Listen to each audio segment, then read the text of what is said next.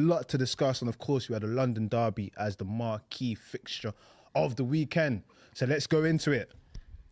Arsenal 2-1 winners against Chelsea. They go back to 5 points ahead of Manchester City. And in all honesty, from a Chelsea perspective, I'm very, very, very frustrated by that game. That is 7th red card in the Premier League. Is it 7? Season. 7 red cards in the Premier League. 9 in all competitions. Wow. 7 in the Premier League. We are 2 behind QPR's total of being of match them on 9, which would be the most in the Premier League season. And we've got 10 games, I think it is, to go. Once again, a game against Arsenal that a red card changes the whole trajectory of the game. I mean, when we played them at home in the league, that was a very strong performance that we ended up drawing. And of course, when the red card happened, it just kind of took all of the energy out of the game. Same thing here. I don't know what Pedro Neto's thinking. Bro, dumb decision. This is one of the makes no sense. The more senior players in the team as well. He's Apparently, he didn't know he was on the yellow card when he got this. Which kind of adds up. I don't think Neto knows anything, if I'm being totally honest. It gets to a certain point where, are these players getting fined for getting red cards? Is there any repercussions for their actions? Because it's like, everyone's like, there's been times where you've done certain things here, and we've had to have an internal meeting and say, Fuad, listen, that was out of line, that can't happen again. Yeah. And next week, everything is, like, how is everyone being a bozo? Yeah. Wesley Fofana, bozo, red card. Pedro Neto, bozo, red card. How many times are... Thing is, it was under the last manager and the new manager as well. It's like nothing's changed. It's no longer about the manager. It's just a normal thing now that Chelsea Football Club and the players think that ill discipline is cool. Getting red cards is cool. It shows edge. It makes you different. You can laugh about it and nothing happens because no one's going to talk to you. There's no leader in the change room that's going to say, bro, stop flipping doing that. You're costing your team. There's no one that's dragging you. There's a manager. At the end of the game. But that's what I'm saying. It's managers. No one's dragging you and saying, look at your teammates. Look how much they've had to run because you decided to get red card.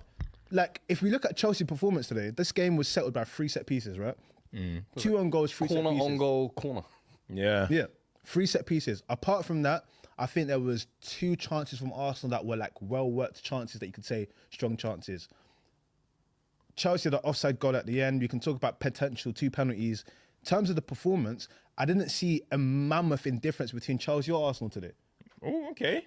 I didn't see a mammoth. I didn't see Arsenal being in a place where they were cruising. At the end of the game, you saw Arteta puffing his cheeks thinking, that was a bit difficult than what I expected. First half, they were more comfortable, I thought. They were comfortable, but they weren't threatening. Had like 2 shots and they weren't threatening. They were comfortable, I would say that, but they weren't threatening. There was never a point where I thought the game was beyond us. And then in the second half, even after the red card, it was like we keep knocking on the door, but credit to Arsenal, that's where Arsenal want to be. We don't mind defending. We do this. We like this. 2 banks of 4, send all the crosses in. Of course, again, offside goal, but I didn't see a mammoth in where Chelsea could have been if you potentially had 11 players on the pitch. And that's why those red card situations are so frustrating. But on the flip side, I can hate on Arsenal as much as I want to, and I wasn't impressed by the performance, but more time, if any other team did that, I would say that's what you need to do. Just get through the 90 minutes. But the thing is, though... I think we'll get more into Arsenal. But before I big picture analyse where their performances have been, fair play for them getting through that, because there would have been a time where Arsenal would have probably conceded late on a few years ago. But they managed not to, and I have to give that respect. At the end of the day, they saw out the game, they got their 3 points, they go into the next game. So like in talking about Arsenal and Chelsea in totality though, like, when are you guys gonna get your lick back on Arsenal, bro? When was the last time Arsenal Chelsea beat Arsenal? Thomas Tuchel error. 22nd of August 2021. That is a disgrace. 5 years. Lukaku was still a Chelsea player. There was a certain period of the Chelsea-Arsenal cycle, right? Arsenal used to beat Chelsea back in the day. Then the Roman Abramovich came, and then we know about Didier Drogba. We know about all that. It actually became a thing where they used to say Chelsea just manhandle and bully Arsenal physically. Yeah. Now, you go to 2026, it's the complete other way. Bro. Physically, these corners... Gabriel absolutely manhandled Reece James for that corner. And you look at the landscape of Arsenal v Chelsea as a rivalry, it's gone back to like the early 2000s. It's gone back to the 90s. Bro, yeah. Arsenal absolutely just walking over Chelsea. Rafinha has lost 3 games as the manager of Arsenal. I mean, Rafinha has lost 3 games as the manager of Chelsea. Arsenal. 3 L's.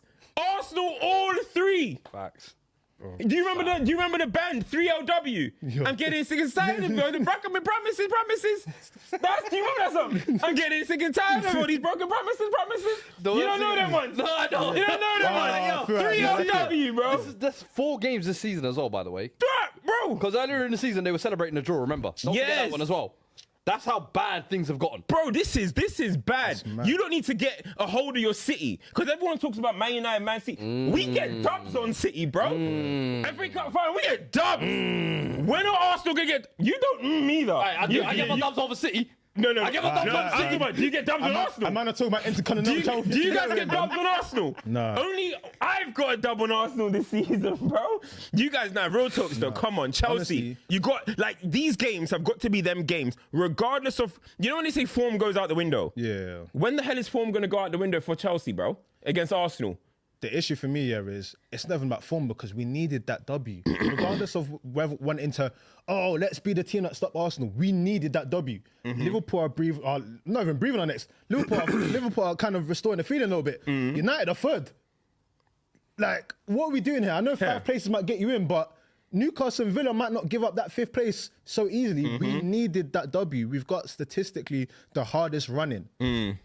And for the last few matches, because of incompetence and stupid red cards, we've not capitalised on beating the teams we should do. Liam. So this was a game that we needed to impose ourselves and do something. I heard something where it was like, we haven't beat Arsenal since the Lukaku brace. But in that time, they've won 1 trophy and we've won 5. I don't care. When it comes to derby games, when it comes to face-on-face, it's got to be GBG. It's got to be GBG. It's got to be getting blood. It's March Madness. I wanted to come in here and be like, we did it, Future. Like, we didn't do shit. We did not do shit. And that's why games like this are so frustrating because the game was there to do something. The game was there, especially when you see how Arsenal perform. Like I said, it takes grit to do that. But we could have capitalised and it doesn't help. And people say, the red card came late. Yeah, but that came in the part of the game where we were bubbling. We actually had some ascendancy. That's what you call brain dead. That was a brain 100%. Dead. That was a brain dead move by Neto. I mean, like, listen, I know Martinelli is rapid, but you're meant to be rapid too. That just had to be. We're gonna do this down the line. F it. We know Martinelli was about to kick it down. We're gonna go bad for bad here. You know what I mean? This coming in the week that. Setman, your legends are comparing him to Hazard. Dud of the week. Dud of the week. Yeah, man, I'm not involved with that. The only duddish thing that hasn't been like that was kick the ball boy. I'm not involved. Deserved it. I'm not involved with that. But nah, generally, like that for me, even when he did that, I was like, does this guy know he's on a booking? It's like he didn't know. A lot of people are saying that he didn't realise he got the first yellow card for when he was waving and stuff like that. I might have to give him the benefit of the doubt because otherwise that challenge is still ridiculous. No, but I don't mind because look, if he wasn't on a yellow, he might not have fancied the race. Fair enough, take him down, cool, whatever. You might have thought I'm going to lose here, but to be on a booking and do that doesn't make sense. That makes me feel he didn't know he was booked. I heard that. Unless he's just the craziest guy ever, the dumbest player ever. Whilst I want to give the benefit of the doubt, in that sort of foot race with Martinelli, like you said, we know Martinelli's not going to chop it. He's running. I can run too. You've got backup. There's people running in the box. Martinelli's not going to magically whip. He's not going to become Roberto Carlos and whip some amazing ball. Just run, bro. Man said, you know what? He just he didn't even start. He just fell. He just scissored him. He's kind of scissored him in a way. Legs. Come on, there was no need for that. So all in all, that's not how you want to start this run. We've got a disgusting run in terms of like Champions League games and stuff like that. Liam, you've got your first loss in the Premier League now. How are you going to retaliate? How are you going to make sure your players don't get... I better not see another red card for the rest of the season. No, but it's not even only that though. Like, obviously, you know, I've dropped to what, 6th? Is it 6th? I think it's 6th. Yeah, you're 3 points off Liverpool and you're 6 points off United and Villa. Like those 2 results against Leeds and who is it? Burnley. Burnley. Those are bad results. And then now when you're looking at it, bro, these days, these modern players, yeah, they turn quickly. Things can change quickly. And if you guys don't win, who you got next? Villa away.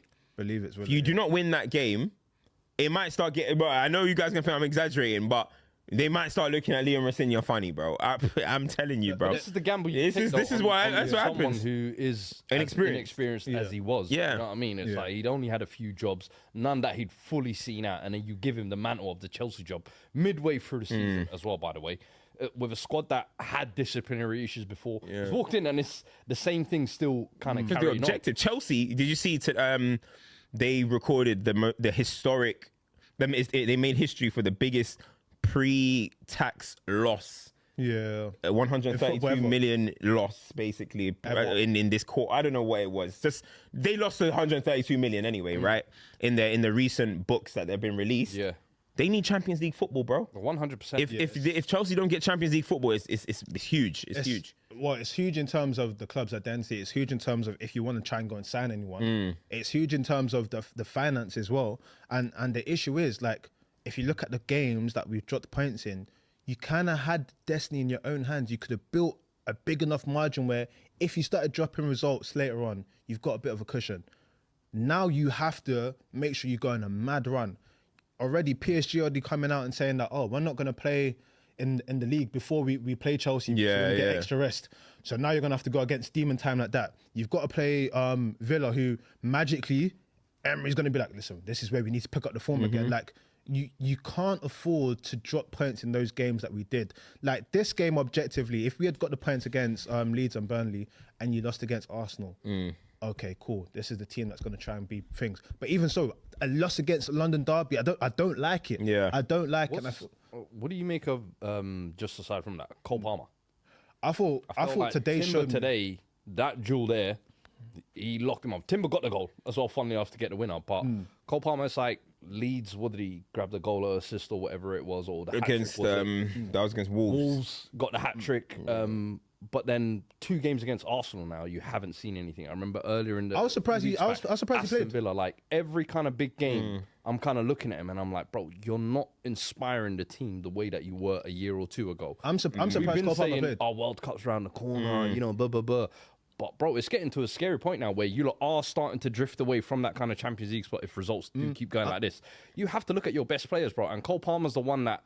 Bro, 18 months ago, Carragher was calling him best player in England or whatever. Yeah. People wouldn't stop praising him and waxing lyrical. And we were always saying, there's a lot of penalty goals there. But you know what? They're decisive. They're winning goals. Now it's like, if penalty or bust, basically. Yeah. And I'm sorry, bro. We have to talk about it, bro. Like, what do you think is the problem? I was surprised he played. Usually when we play Arsenal, he doesn't play. Yeah. Historically, if you look at when we've played Arsenal, he's either missing with injury or something happy he didn't play. You're saying he ain't got the stomach for it? But I got when I saw the 30 minutes, at 30 minutes or so in pull up, I said, surely, I said, please, bro, the agenda's gonna flip. He's not. We have to accept what it is. Saka's limp. They don't talk about Palmer's stomach. Say Palmer's stomach. Palmer's Weak stomach, huh? That's funny. Because we can't see it. You're done.